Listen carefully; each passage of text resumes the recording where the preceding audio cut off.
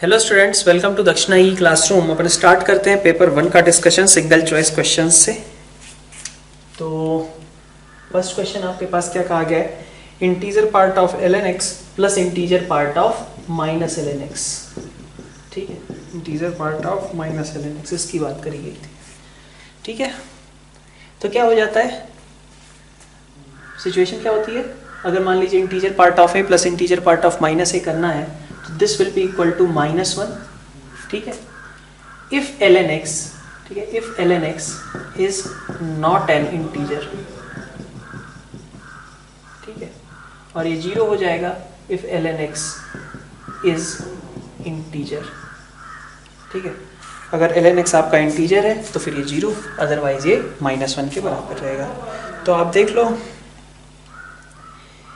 कि कौन सा ऑप्शन 1-2 वाला नहीं होगा, ln x को इंटीजर होना है, x को थोड़ी ना इंटीजर होना है। तो ln x कब इंटीजर होगा, ln x इंटीजर होगा आपका x इक्वल टू e पे, x इक्वल टू 1 पे, है ना, x equal to e square पे। ठीक है, तो इसका मतलब 1 हुआ, e हुआ, e स्क्वायर हुआ, इन सब पे वैल्यूज कितनी होंगी, 0 के बराबर, और बाकी समय -1। ऐसा ग्राफ कौन सा है, फोर्थ वाला। तो आपका फोर्थ ऑप्शन यहाँ पे करेक्ट होगा। Second question, alpha beta roots of this quadratic equation. तो x square minus p x plus 1 minus Q is equal to 0 के रूट्स हैं आपके अल्फा बीटा। ठीक है, तो ऑब्वियसली ये सेटिस्फाई कर रहा है, alpha square minus P alpha plus 1 minus Q is equal to 0। ठीक है, अब alpha square minus P alpha minus P minus Q is equal to 0। इसी तरीके से बीटा के लिए भी सेम तरीके का रिलेशन होल्ड करेगा, beta square minus P beta minus P minus Q is equal to 0।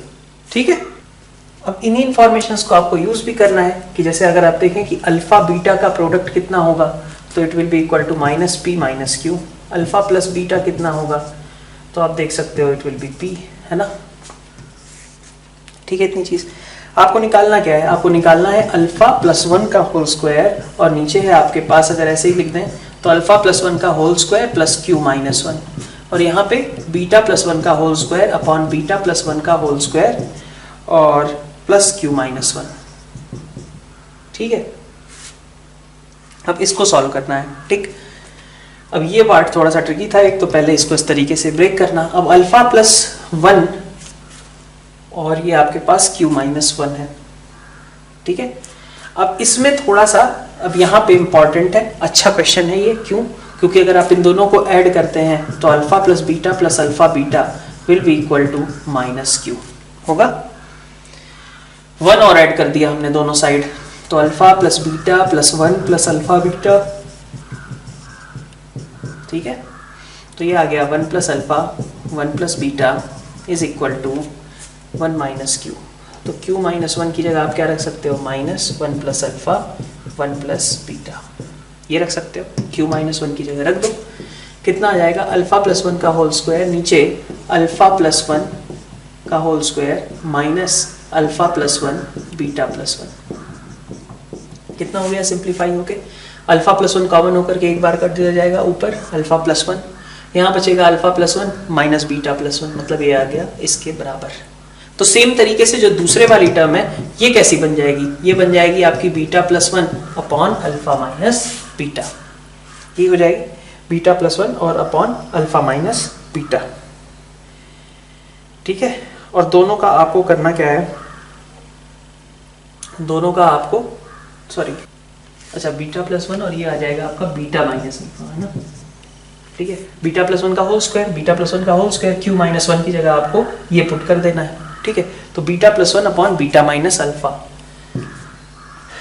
तो ये alpha plus 1 upon alpha minus beta, आपके पास फाइनली क्या आया, ये टर्म रिड्यूस हो गई थी, alpha plus 1 upon alpha minus beta, और दूसरे वाली टर्म आपकी रिड्यूस होकर के बन गई beta plus 1 upon beta minus alpha. कितना हो गया ये, अल्फा माइनस बीटा, और नीचे भी alpha minus beta is equal to 1। ये आपका करेक्ट आंसर हो जाएगा सेकेंड क्वेश्चन के लिए। ठीक है, तो ये वाला काफी ट्रिकी था, अच्छा क्वेश्चन है। नेक्स्ट क्वेश्चन देखिए, आपसे क्या कहा जा रहा है, क्वेश्चन नंबर 3। इसमें आपसे पूछा गया है √3 sin x minus cos x is equal to minimum of 2 E square, 2 और ई स्क्वायर में छोटा कौन सा है, तो 2 और ई स्क्वायर में छोटा 2 है। Lambda square minus 4 lambda plus 7, इसकी मिनिमम वैल्यू कितनी होगी 3। Lambda square minus 4 lambda plus 7 है, क्वाड्रेटिक की मिनिमम वैल्यू कितनी होगी 3 होगी। ठीक है, इस वाले क्वाड्रेटिक की तो देख सकते हो 2 है, फिर ई स्क्वायर है और lambda square minus 4 lambda plus 7 जो भी वैल्यूज लेगा वो 3 या 3 से बड़ी होंगी। तो तीनों में सबसे छोटा कौन है, तीनों में सबसे छोटा 2 है। तो इसका मतलब आपको यही सॉल्व करना है, √3 sin x minus cos x is equal to 2। इसके लिए आपको जनरल सोल्यूशन एक तरीके से फाइंड आउट करना है। कैसे करते हैं, a sin x plus b cos x is equal to c वाला तरीका कि √a square plus b square से डिवाइड कर दो, √3/2 sin x minus 1/2 cos x is equal to 1। ठीक है, इसको क्या बोल दिया हमने, इसको बोल दिया sin 60, ये sin x, cos 60 cos x। तो अपन बोल सकते हैं इसको cos x plus 60 degree is equal to -1 बोल सकते हैं। तो x plus π/3 is equal to 2n pi plus -π। ठीक है, तो x की वैल्यू कितनी हो गई 2n पाई प्लस पाई, अगर लेते हो तो इधर 2π/3 आ जाएगा, माइनस पाई अगर लेते हो तो -4π/3 हो जाएगा। तो आपका सेकंड ऑप्शन यहाँ पे बिल्कुल करेक्ट है। क्वेश्चन नंबर 4 देखते हैं।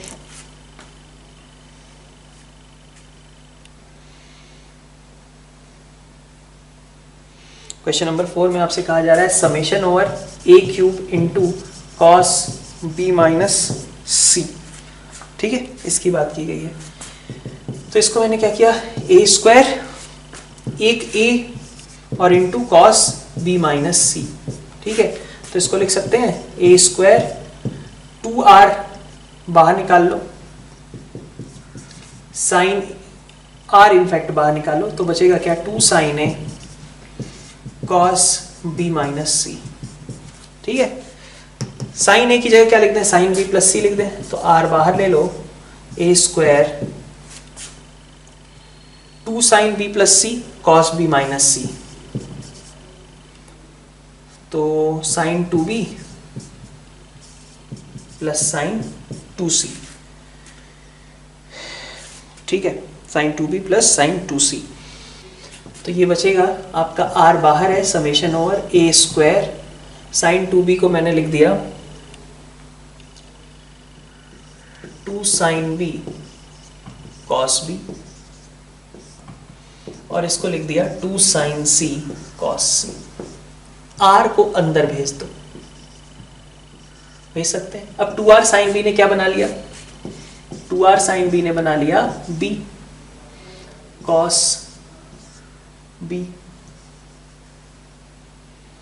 ठीक है, और ये c cos c, तो ये summation over a square b cos b plus c cos c आ रहा है।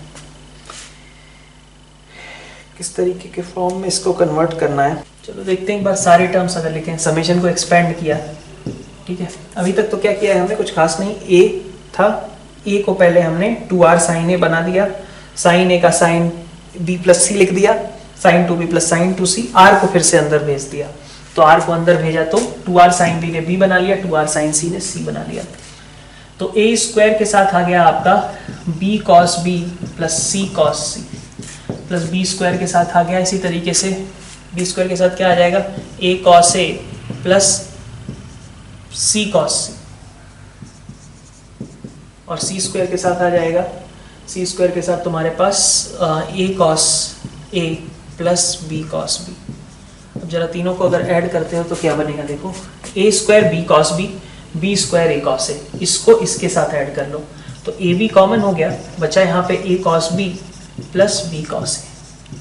ठीक है, इसी तरीके से a square c cos c और c square a cos a, इन दोनों में देखो तो ac कॉमन हो जाएगा, a cos c plus c cos a, plus इसी तरीके से bc कॉमन हो जाएगा, b cos c plus c cos b।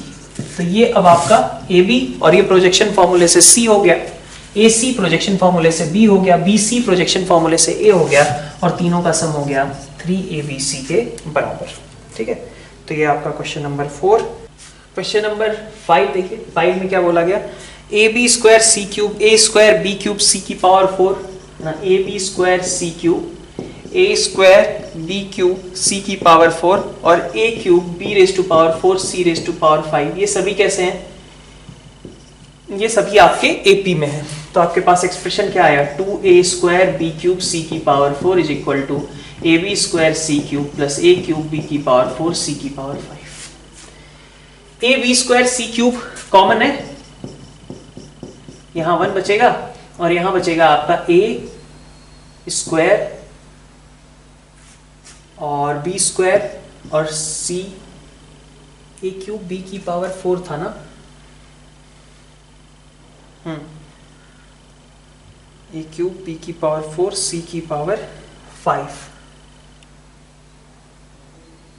अच्छा, और यहां पे फिर कितना आएगा,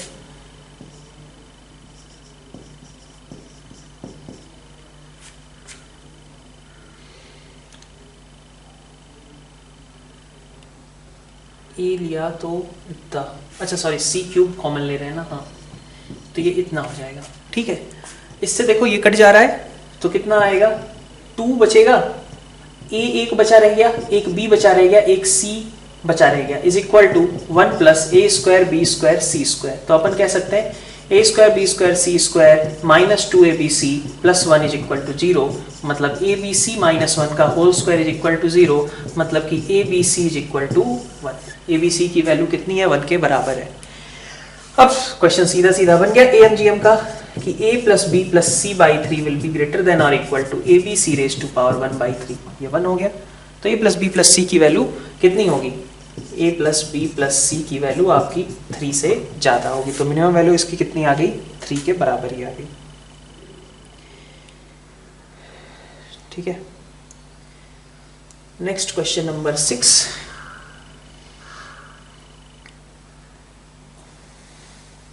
क्वेश्चन नंबर 6 में क्या कहा गया है, 2 square 3 cube 5 raise to power 3 7 raise to power 5, इसके ऐसे डिवाइजर्स चाहिए जो कि 4n प्लस 1 टाइप के हों। ठीक है, 4n प्लस 1 टाइप के हों, मतलब कि n belongs to natural number है ना, नेचुरल नंबर है, मतलब 4n प्लस 1 में 1 को कंसीडर नहीं कर सकते, बिकॉज n मिनिमम वैल्यू 1 लेगा, है ना। तो मिनिमम जो भी डिवाइजर 4n प्लस 1 टाइप का होगा वो 5 से स्टार्ट होगा। ठीक है, ऑब्वियसली ऑड है, जो भी डिवाइजर है वो आपका कैसा है, ऑड है। तो इसका मतलब ऑड टाइप के आपको अगर डिवाइजर्स चाहिए तो मतलब आप देखते जाइए कि ऑड डिवाइजर्स कौन कौन से हो सकते हैं। ऑड डिवाइजर्स का मतलब क्या है, आपने निकाला होगा ना कि ऐसे डिवाइजर्स निकालो जो कि 2 के मल्टीपल हो, 2 के मल्टीपल नहीं हो, ये सब किया होगा। तो यहाँ क्या चाहिए आपको, 2 का मल्टीपल नहीं हो, तो 2 का मल्टीपल नहीं हो मतलब क्या हुआ, इसमें से कुछ नहीं ले सकते। ठीक है, यहीं से स्टार्ट करेंगे।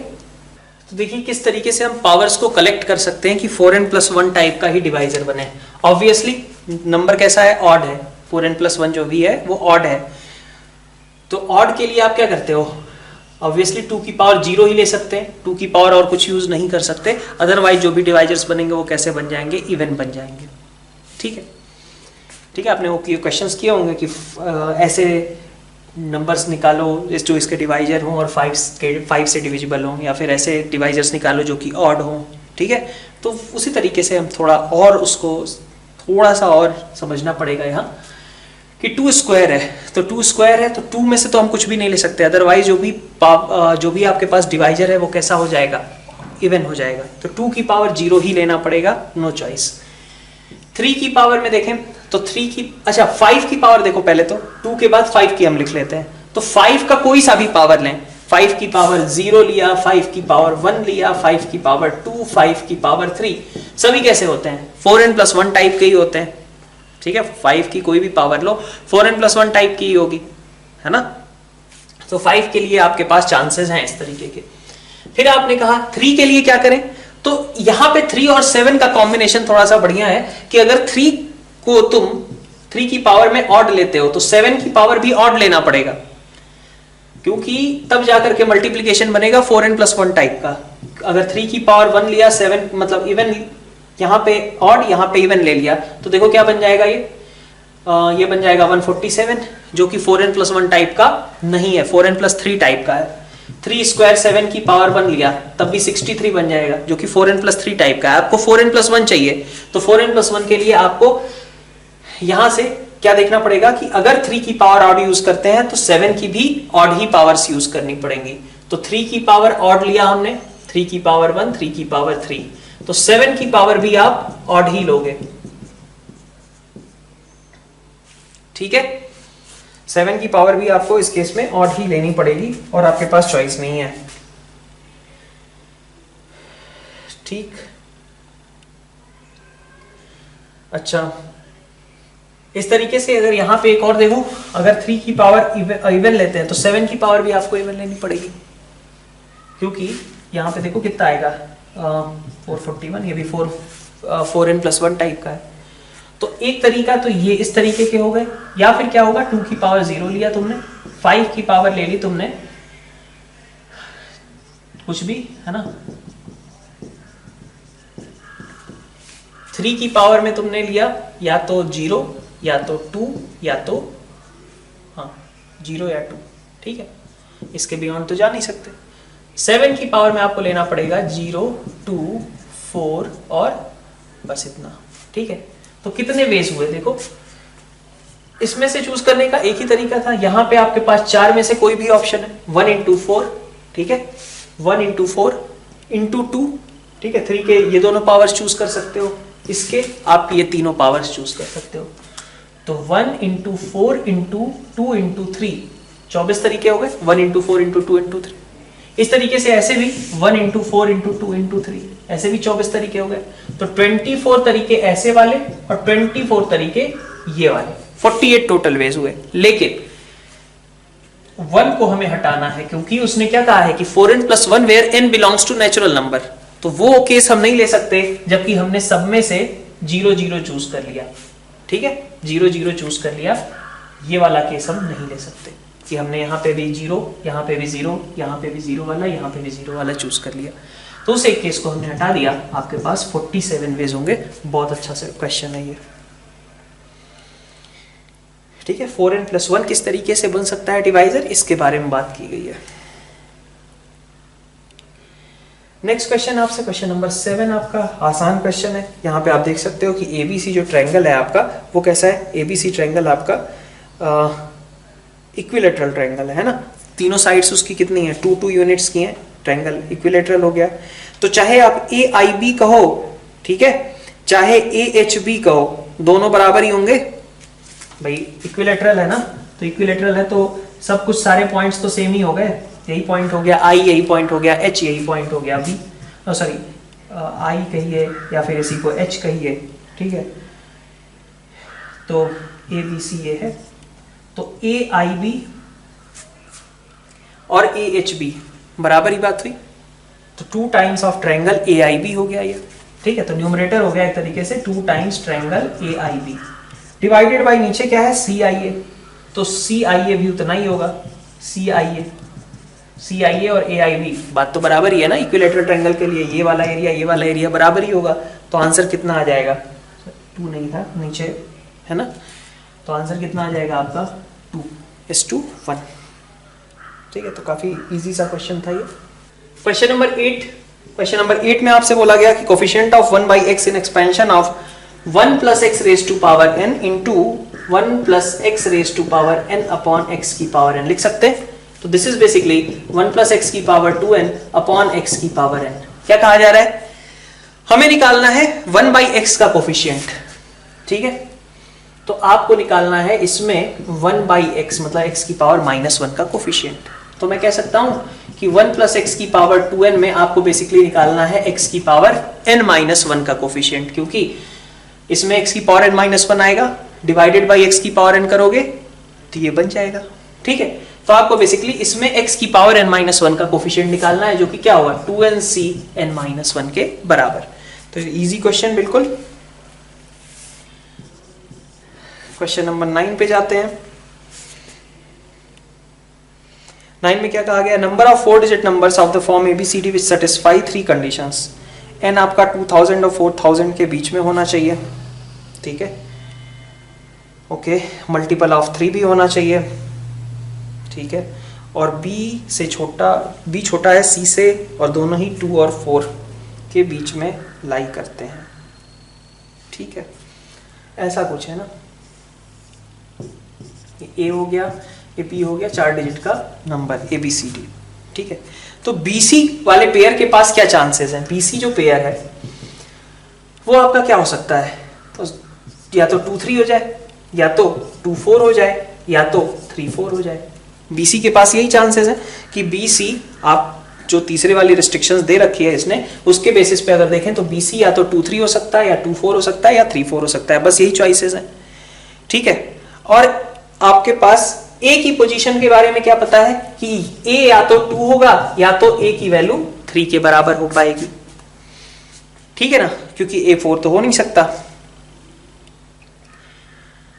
अब बात आती है कि 3 का मल्टीपल भी चाहिए, तो देखिए कैसे एडजस्ट करेंगे। A मान लिया हमने 2 है, और BC को बोल दिया कि BC वाली चीज क्या है, 2 3 के बराबर है। तो ABCD का सम तो 3 से डिविजिबल होना चाहिए, तो 2 + 2 4, 4 3 7। तो D के पास क्या चॉइसेस हैं? D 2 हो सकता है, D 5 हो सकता है, D 8 हो सकता है। देखो 2 + 5 7, 7 + 2 रहेगा तब भी 3 से डिविजिबल, 7 + 5 7 + 8 सब 3 से डिविजिबल ही है, ठीक है। BC अगर मान लीजिए आपने 2 4 ले लिया, तो 2 2 4 4 8, 8 के बाद इधर क्या बचेगा, 1 4 7, 3 चॉइसेस तब भी। अगर आपने BC को 3 4 ले लिया तो क्या होगा, तो 2 3 5 4 9, 9 के बाद D के पास बचेगा आपके लिए 3 या फिर 6। 0 अलाउड है क्या? तो हाँ, 0 भी अलाउड है, ठीक है। तो 3 6 9 0 ये सभी इस समय वैलिड होंगे, ओके। अब A = 3 के लिए ऐसे ही देख लीजिए, जब A = 3 रखोगे, BC को 23 रखते हो मान लो, ठीक है, तो D के लिए क्या चॉइसेस होंगी, तो 3 2 5 3 8, तो यहाँ पे 1 हो सकता है, 4 हो सकता है, 7 हो सकता है।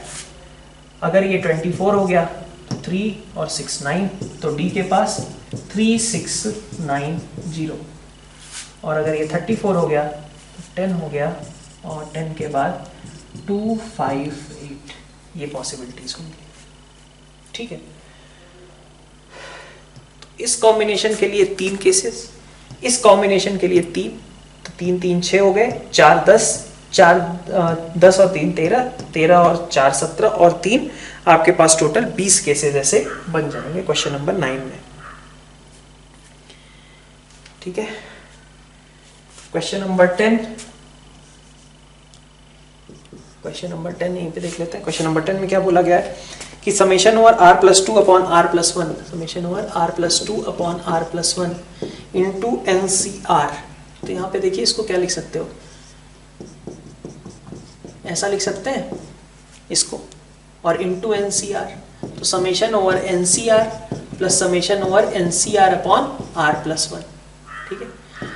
तो r आपका कहाँ से कहाँ तक वेरी करता है, 0 से n तक, तो NC 0 से NCN तक का सम 2 की पावर n, प्लस ये कितना हो जाएगा, r = 0 से n तक वेरी कर रहा है, तो ये क्या हो जाता था, NCR upon r+1, summation over इसको बदल लेते थे हम, n+1 CR+1 अपॉन n+1, तो ये बन जाएगा आपका 2 की पावर n तो था ही, ये 1 अपॉन n+1 बाहर हो गया, summation over n+1 CR+1, r varies from 0 to n,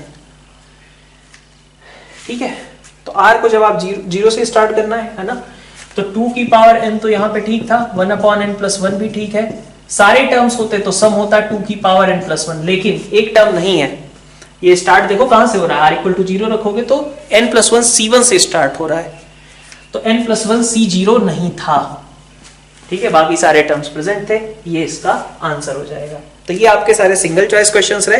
next चलते हैं अपन इंटीजर क्वेश्चंस पे। नेक्स्ट स्टार्ट करते हैं integer type questions. Integer type question में आपका फर्स्ट क्वेश्चन क्या बोला जा रहा है कि number of distinct solutions for the equation cos x = 0, है ना, cos 2x = 0, या फिर cos 3x = 0, या फिर cos 5x = 0, ठीक है, किसी से भी काम चल जाएगा। तो 0 से पाई के इंटरवल में ये कब होगा, ये होगा पाई बाई 2 पे, है ना, 0 और पाई इंक्लूडेड है क्या, तो नॉट, हाँ इंक्लूडेड है, ठीक है, तो ये पाई बाई 2 पे होगा। ये कब होगा, जबकि x आपका कितना हो जाए, पाई बाई 4 हो जाए। ये कब होगा, जबकि ये आपका पाई बाई 6 हो जाए, cos पाई बाई 2 0 होगा, और सेम तरीके से cos 3 पाई बाई 2 भी 0 होगा ना, तो पाई बाई 4 और 3 पाई बाई 4 यहाँ पे आ जाएंगे, तो पाई बाई 6, और फिर यहाँ पे भी इनिशियली आपका पाई बाई 8 होगा ही होगा, यहाँ पे पाई बाई 10 आपके पास आएगा ही आएगा। बाकी और पॉइंट्स क्या होंगे, तो पाई बाई 6 के साथ में 3x is equal to 3 pi by 2 अगर लिया तो पाई बाई 2 हो जाएगा, ठीक है। फिर 5 पाई बाई 6 भी इंक्लूडेड होगा, ठीक है। पाई बाई 8 के बाद इसी तरीके से अपन आगे देखें तो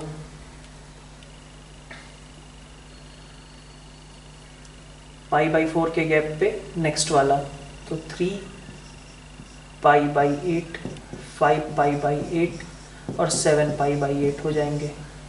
यहाँ पे आप देखो तो पाई बाई 5 के गैप पे, तो 3 pi by 10, 5 pi by 10, 7 pi by 10 और 9 पाई बाई 10, ये सब इसके सोल्यूशन हो जाएंगे, ठीक है भाई। यहाँ पे देखो पाई बाई 2 और फिर अगला होता 3 पाई बाई 2, तो मतलब पाई का गैप आता तो 2x हो गया, तो अब गैप्स कितने के आएंगे, पाई बाई 2 के। 3x हो गया तो कितने के आएंगे, पाई बाई 3 के। 4x हो गया पाई बाई 4 के।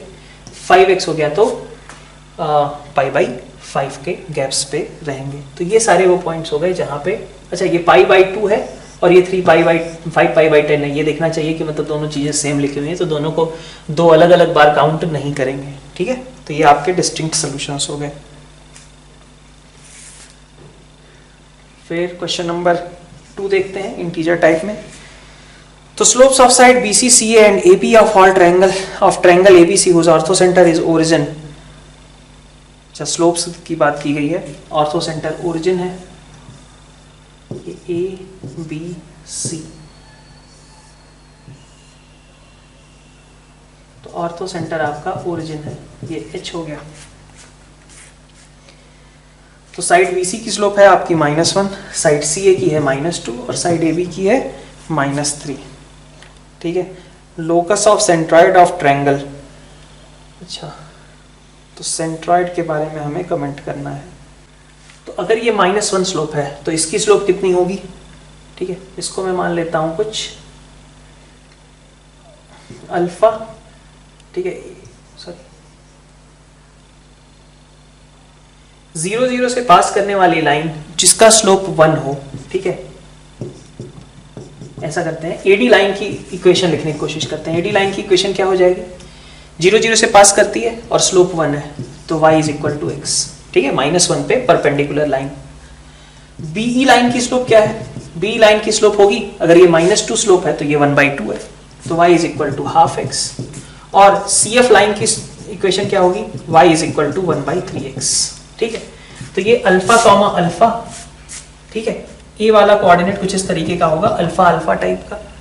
तो बी वाला कोऑर्डिनेट क्या होगा, अगर x बीटा लेता हूं तो ये बीटा बाई 2, और इसी तरीके से ये अगर इसको मैंने गामा बोल दिया x को, तो ये गामा बाई 3, तो गामा बाई 3 ये आपके पास आ जाएगा, ठीक है। तो इस तरीके के आपके पास कोऑर्डिनेट्स होंगे, ठीक है। ये इतनी चीज की मैंने। अब हमारे पास क्या पता है कि भाई इसकी स्लोप -1 होती है, तो अपन लिख सकते हैं ना कि gamma by 3 minus beta by 2 upon gamma minus beta is equal to -1, एक रिलेशन ये, ठीक है।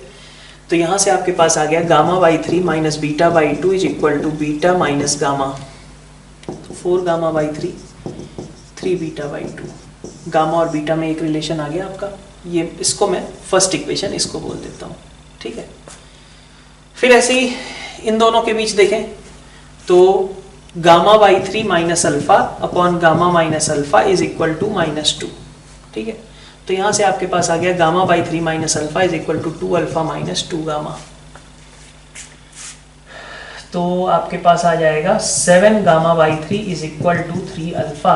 तो गामा और अल्फा में एक और रिलेशन आ गया, ठीक है, 9 अल्फा बाई 7, ठीक है। गामा यहाँ से बीटा के टर्म्स में हो गया, ठीक। तो आपको सेंट्रॉइड का लोकस निकालना था, बड़ी आसानी से निकाल सकते हो। सेंट्रॉइड को अगर हम h के मानते हैं तो h कितना आएगा, h आ जाएगा आपका alpha plus beta plus gamma by 3, alpha plus beta plus gamma by 3, और k कितना आ जाएगा alpha plus beta by 2 plus gamma by 3 by 3, ठीक है। सबको गामा के टर्म्स में एक्सप्रेस कर दो, बीटा को भी गामा के टर्म्स में, अल्फा को भी गामा के टर्म्स में, ठीक है। h भी गामा के टर्म्स में हो जाएगा, k भी गामा के टर्म्स में हो जाएगा, रिलेशन निकल आएगा। तो अब आपको क्या करना है, बीटा उठाया यहां से, गामा के टर्म्स में रख दिया, कितना आ रहा है, तो बीटा आ रहा है आपका 8 गामा बाई 9, और अल्फा कितना आ रहा है, अल्फा आ रहा है 7 गामा बाई 9। तो 7 gamma by 9 plus 8 gamma by 9 plus gamma by 3, h आ गया गामा के टर्म्स में। फिर इसी तरीके से k भी गामा के टर्म्स में आ जाएगा, गामा को एलिमिनेट करना है बस, ठीक है। थोड़ा सा लेंथी है बट अच्छा क्वेश्चन है। क्वेश्चन नंबर 3 में अपने ये बात करी थी सेशंस में अपने कि कभी भी आपको इस तरीके से फिक्स पॉइंट के बारे में अगर कहा जाएगा तो पैरामीटर्स के बीच एक लीनियर रिलेशन फाइंड आउट करना होगा। जैसे कई बार कह दिया जाता था कि ABC आपके AP में है, मतलब 2B is equal to A plus C, सीधी सीधी बात। तो ABC के बीच एक लीनियर रिलेशन था, यहाँ पे डायरेक्टली ऐसा नहीं है। अब यहाँ पे क्या करना पड़ेगा, ये जो टर्म आपको दी गई है 2A square minus 7AB minus AC plus 3B square minus 2BC minus C square is equal to 0, ठीक है। इसको आपको लीनियर में कन्वर्ट करना पड़ेगा। कैसे, लीनियर रिलेशन में इसको देखो, इसके फैक्टराइज करने की कोशिश करो तो ये, तो इसके फैक्टर्स आपके पास निकल कर क्या आ रहे हैं, 2A minus B plus C और into A minus 3B minus C is equal to 0। क्या करना होता है, तो AX plus BY plus C था, C को एक्सप्रेस करते हैं। तो अगर ये वाला केस लिया तो ax plus B Y C की जगह रख दिया हमने b minus 2a is equal to 0। a के सारे टर्म्स एक साथ, b के सारे टर्म्स एक साथ। तो इस तरीके से आ गया आपका पॉइंट p कितना 2, -1। अगर ये वाला यूज करते हो तो c की जगह क्या रखोगे, a माइनस 3b। तो ax plus B Y plus a minus 3b is equal to 0। a के साथ में x प्लस 1, b के साथ में y minus 3 is equal to 0। तो पॉइंट क्या बन जाएगा आपके पास, पॉइंट बन जाएगा -1, 3, ये Q हो गया। तो PQ लाइन की इक्वेशन कितनी हो गई, x plus 1 sorry y plus 1, ठीक है, x माइनस 2 और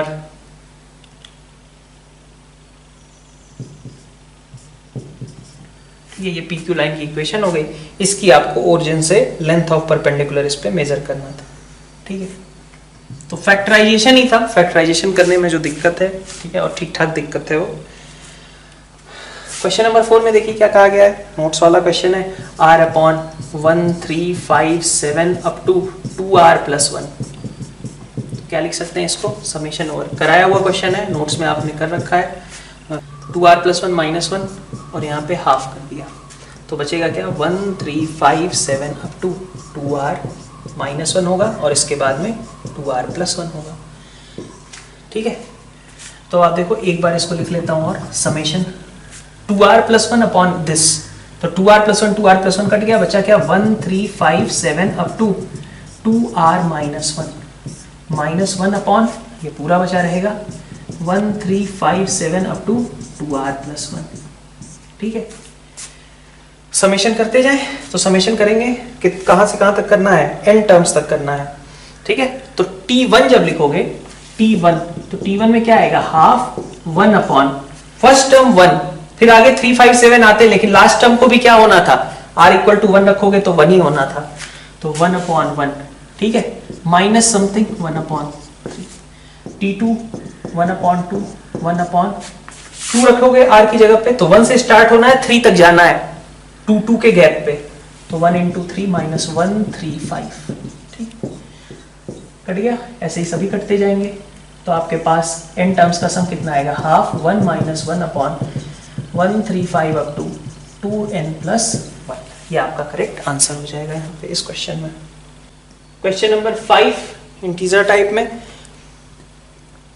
क्या कहा गया, क्यूबिक है, X cube minus 12x² plus X minus 64 is equal to 0 के सारे रूट्स पॉजिटिव हैं। सफिशियंट है इतनी बात, क्योंकि हमने कहा था ऐसे केस में हमेशा एम जी एम को ध्यान में रखना, ठीक है।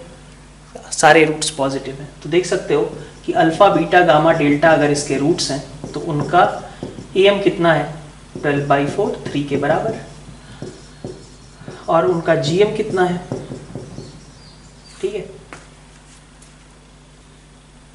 Sorry alpha beta gamma by 3 4 के बराबर है उनका एम, और जीएम कितना है alpha beta gamma raise to power 1/3, ठीक है, कितना 64 की पावर 1/3 मतलब 4 है। तो एम जीएम बराबर है, मतलब सारे रूट्स अल्फा बीटा गामा सभी बराबर रहे होंगे, और सभी कितने रहे होंगे 4 के बराबर। तो अगर आपको ए निकालना है तो उसका मतलब क्या होगा, a is equal to alpha beta plus beta gamma plus gamma alpha, ठीक है। रख दो, ए की वैल्यू कितनी आ गई 48, यही पूछा गया था।